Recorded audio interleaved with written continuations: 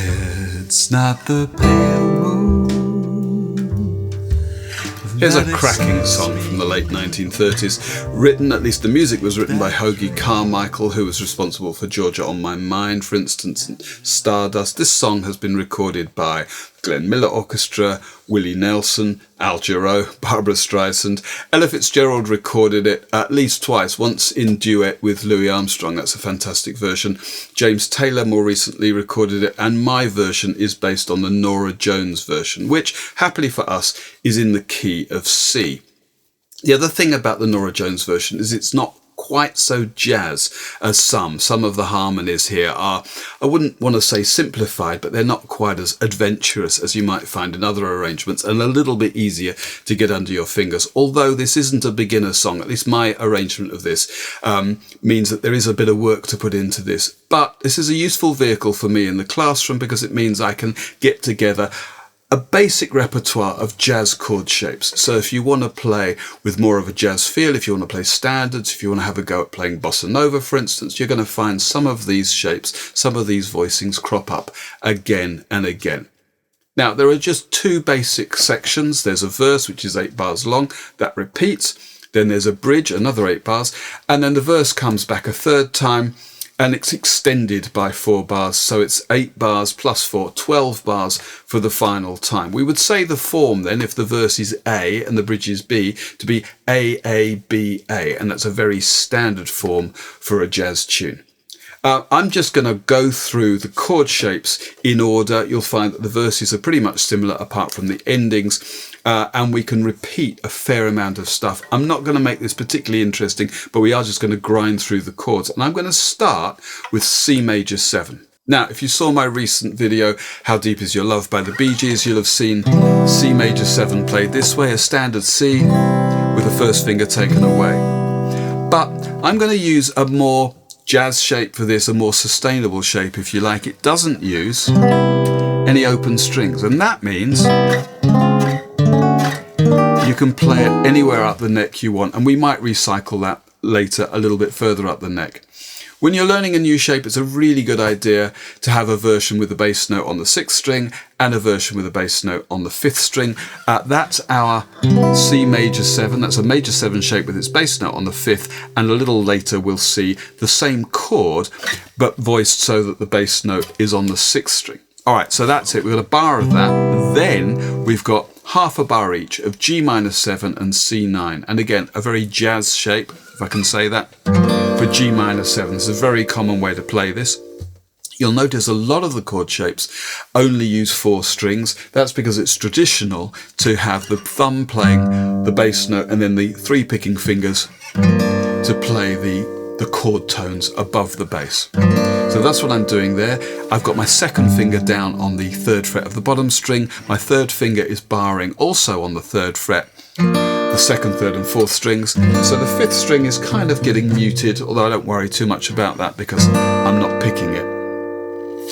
The C9 chord, you could kind of keep your 3rd finger there and move it just so it's only on the 2nd and 3rd strings. But actually I'd probably re-finger it so that I've got my little finger and 3rd finger up on the 2nd and 3rd strings there on the 3rd fret. So the first 2 bars, it's not the pale moon that excites me. Okay, now we move to F major 7 and we see the other major 7 chord shape that you'll use a lot in this kind of music. It looks like an A minor shape with an F in the bass. In fact, that's kind of what it is. I'm playing A minor. Normally I'd play it this way. I'd finger it with my 2nd, 3rd and 4th fingers and then move my 1st finger down to the bottom string on the 1st fret. That's followed by another more unusual jazz shape. That's a diminished chord, diminished 7 I should probably say. I'm barring across the 3rd fret, but the bass note is actually on the 4th fret here on the bottom string. Strictly speaking, I only need to bar across the 2nd to 4th strings behind the 3rd finger, which is on the 4th fret of the 3rd string, but I find it easier to bar across all of them. That gives me a bit more leverage. So let's have the whole thing up to that point. It's not the pale moon that excites me, that thrills and delights me. Okay, that might seem a lot, but actually that's half of the verse, so I can't do the maths, but that's probably almost half the song. And to finish off the first verse, we get a 2-bar sequence, 4 different chords that kind of repeat, and you'll see what happens here. We go to E minor 7. You could play this down here as more of a kind of a James Taylory thing, but I'm going to play a bar chord. It's an A minor 7 shape up on the 7th fret. Normally I'd strum across to the top string, but I'm keeping it to 4 strings. That's reflected in the diagram you see there. Then I've got an A7 like this. Now again, this might be unfamiliar, but have a little look at what happens on the 6th string, the 4th string, and the 3rd string. I've got my first finger on the 5th fret of the bottom string, 2nd finger on the 5th fret of the 4th string, and my 3rd finger is on the 6th fret of the 3rd string. Together, they create a dominant chord. That's an A7. Down here it'll be a G7, F sharp 7, and so on. Right here, that means my little finger is free to play an extension, in this case a flat 13, and that's a very common way of playing more sophisticated chords in this kind of music. So I've got my E minor 7, A7, flat 13. Then it's a D minor 7, just like the E minor 7 down here on the 5th fret. And I've got another, this one. This is a Norah Jonesism. She uses this pretty much every time she plays the 5 chord. This is the G7 chord in this song. This is a bit of a handful, but I quite like the way this works. It's kind of like an E chord with a G in the bass or something, but that's what it is. Now I'm barring across the 3rd fret, and then I've got what looks like a kind of a D shape starting on the 4th, so that would be like an E. And that's my G13 flat 9. That repeats.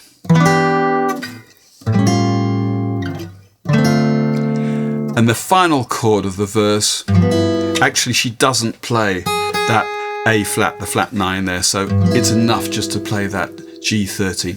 The whole of the first verse then. It's not the pale moon that excites me, that thrills and delights me. Oh no, it's just the nearness of you.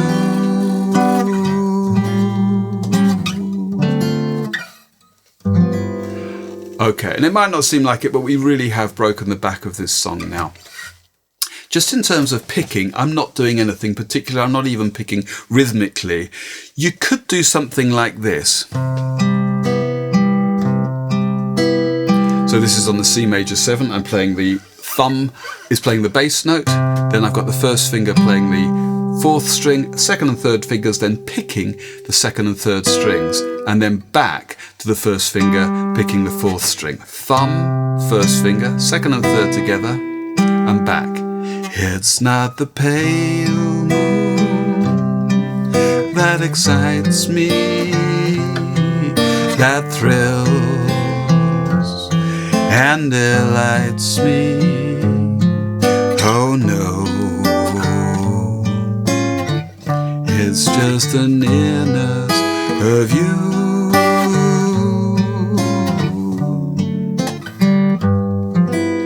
If you were playing a ballad like this on your own, perhaps you'd want to include something that gives you a bit of rhythm like this.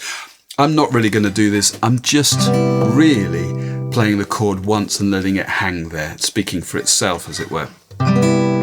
What I might do, though, is approach the bass notes with what are called approach notes. So, for instance, the G minor 7, I might move down to that, or the C9, I might move up to that chromatically, that kind of thing. I'll overdo it now, just to give you an idea. It's not the pale moon that excites me, that thrills and delights me. Oh no, it's just the nearness of you.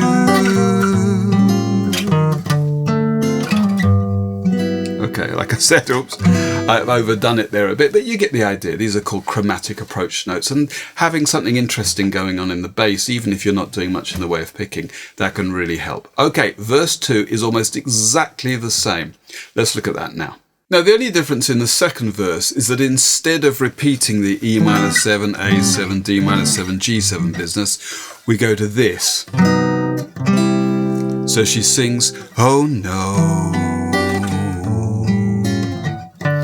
it's just the nearness of you. Which is a little odd, but that's her kind of quirky arrangement. It's a chord of B, so I'm barring across the 2nd, 3rd and 4th strings at the 4th fret, above a C, which I'm playing on the 3rd fret of the 5th string with my 1st finger, and then I'm just sliding that up like that. Oh no, it's just the nearness of you.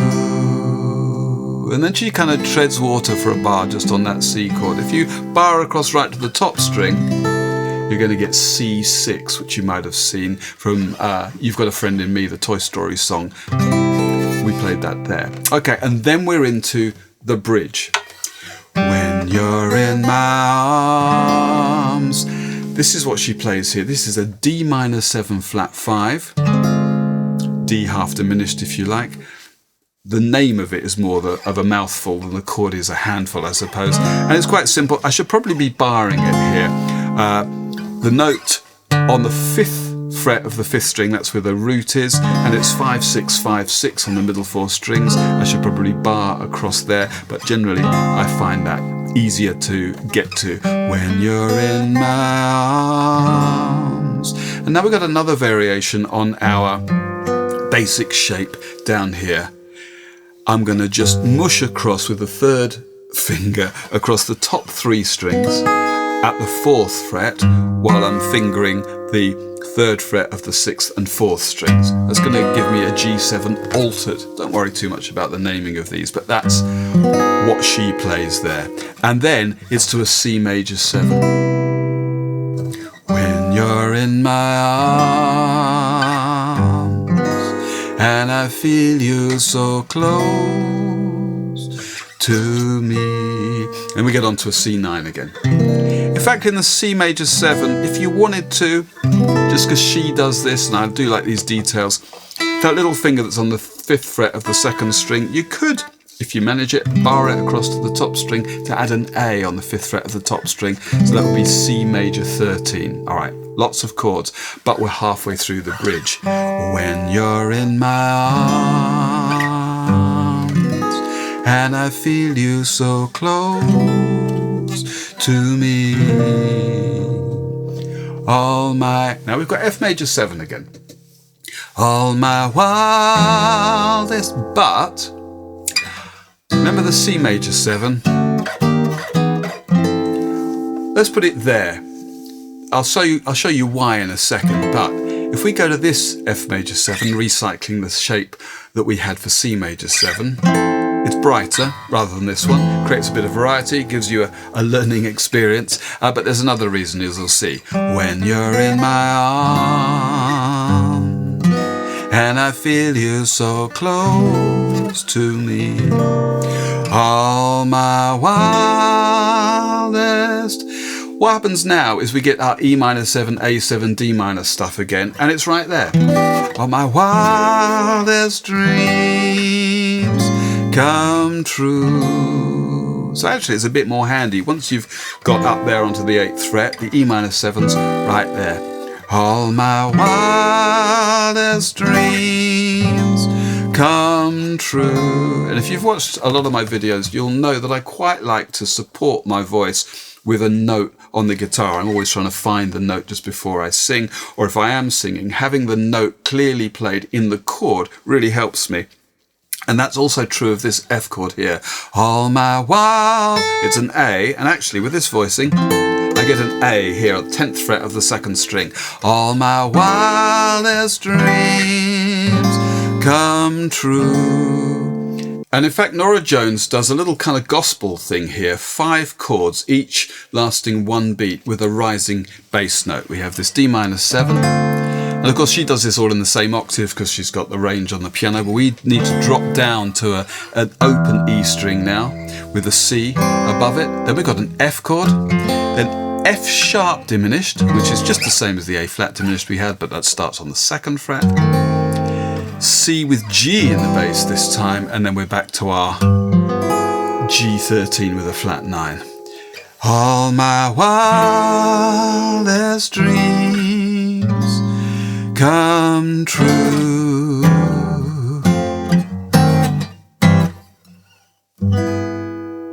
And then we're into the final verse. Now, the last verse is the same until it changes, but in fact in the very first bar there's a little detail that she puts in, and I've copied it across. I need no soft lights to enchant me. And what she does, I need no soft lights, she just hits a D minor 7, moves it up to D sharp minor 7 to E minor 7 in quick succession like that. I need no soft lights to enchant me. Otherwise it's exactly the same. If you only grant me the right to hold you ever so.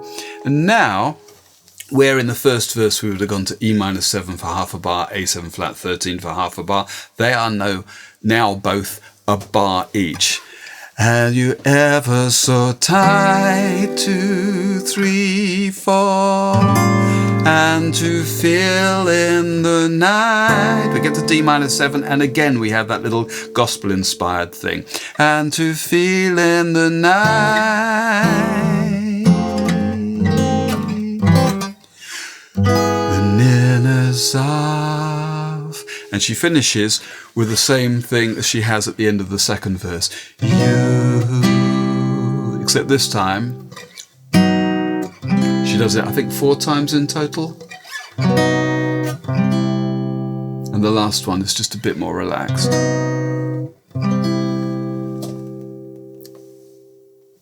Okay, that's the whole thing. Before we have a playthrough, and I've made a backing track which I'll put after my playthrough so you can play it on your own. If you're interested in learning a bit more about these chord shapes, what makes them tick, how to find them, how they work, how they relate to each other, all that kind of stuff, I have done here a series of 6 videos, I think it is, which is just an introduction to jazz chord shapes around this idea where we form a basic shape on the lower strings and then use available fingers to add colour and create all sorts of different shapes. We'll see this kind of thing, and we'll see all this kind of stuff too. So that might be worth a look. It'll take you a while to work through it, and by the end of it you should have a fairly good grasp of the main types of jazz chord shapes. Okay, let's have a playthrough. 2, 3, 4, 1, 2. It's not the pale moon that excites me, that thrills and delights me. Oh no.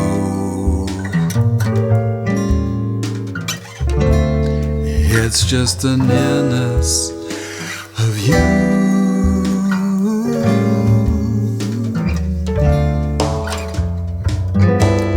It isn't your sweet conversation that brings this sensation. Oh,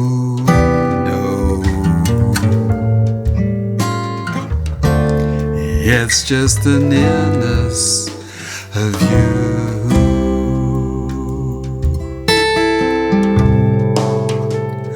When you're in my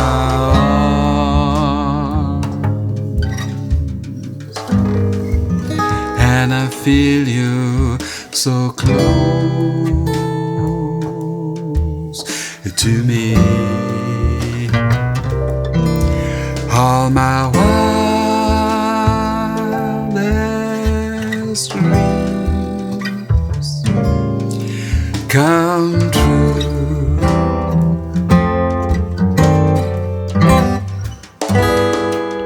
I need no soft lights to enchant me. If you only grant me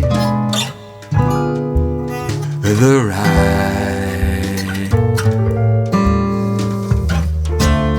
to hold you ever so tight,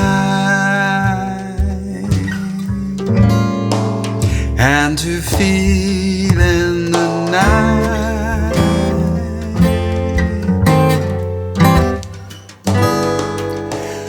the nearness of you.